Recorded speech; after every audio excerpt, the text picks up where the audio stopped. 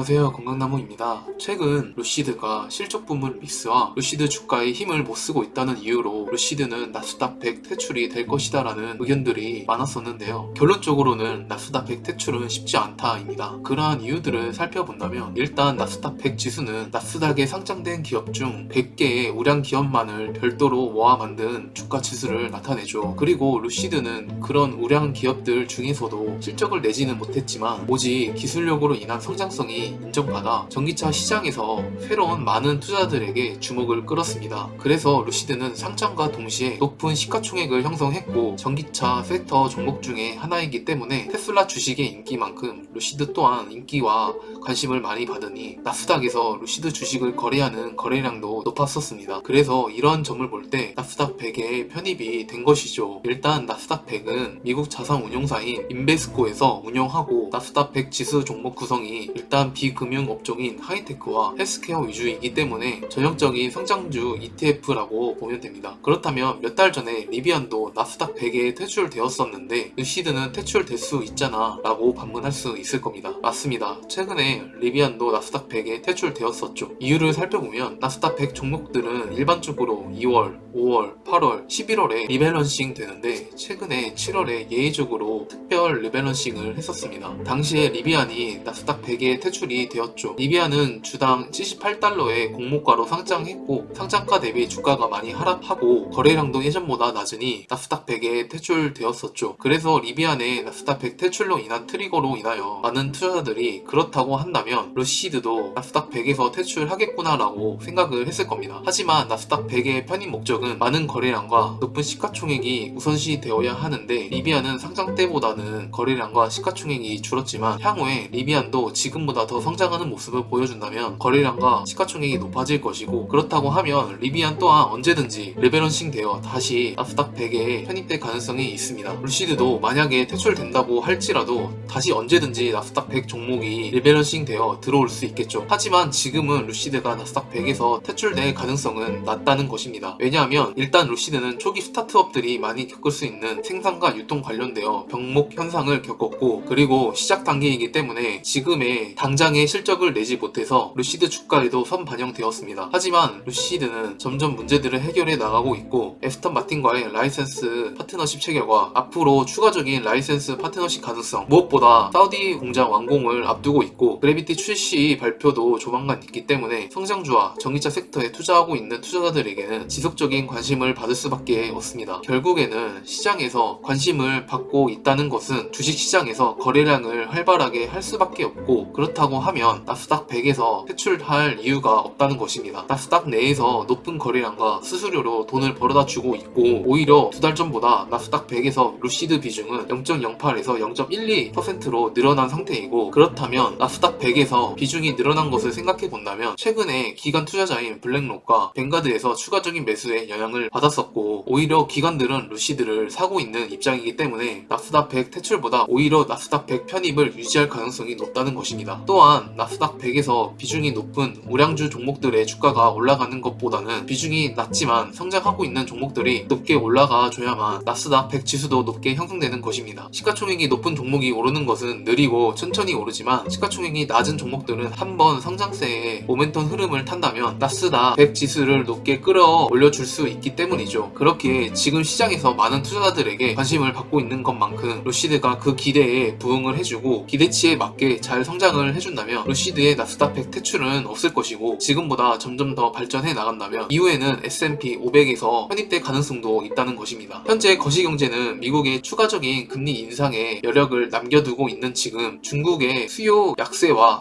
사우디아라비아와 러시아의 원유 감산으로 인한 원유 가격 상승으로 인한 영향으로 인플레이션이 생각보다 느리게 잡혀갈 것이지만 결과적으로는 인플레이션은 잡혀나갈 것이고 금리 영향으로 인하여 경기 침체가 도래하는 것을 막기 위해 금리 인하는 어쩔 수 없는 시기가 올 것입니다. 우리는 그때를 맞춰서 지금은 꾸준히 분할 매수로 대응을 하면 될 것이고 오히려 지금 같은 주가가 오르지 않고 저평가되어 있을 때 싸게 매수할 수 있는 기회입니다. 우리는 어차피 장기적으로 투자하는 투자자들이고 장기적인 투자자들은 단순히 몇 주, 몇 달을 투자하는 것이 아니라 최소 3년 내지 몇 년 그 이상을 바라보고 투자를 하기 때문에 장기적으로 투자를 한다면 반드시 투자자로서 성공할 수 있습니다. 시청해주셔서 감사드리고 내용이 유익하셨다면 구독, 좋아요, 알람 설정 부탁드리겠습니다.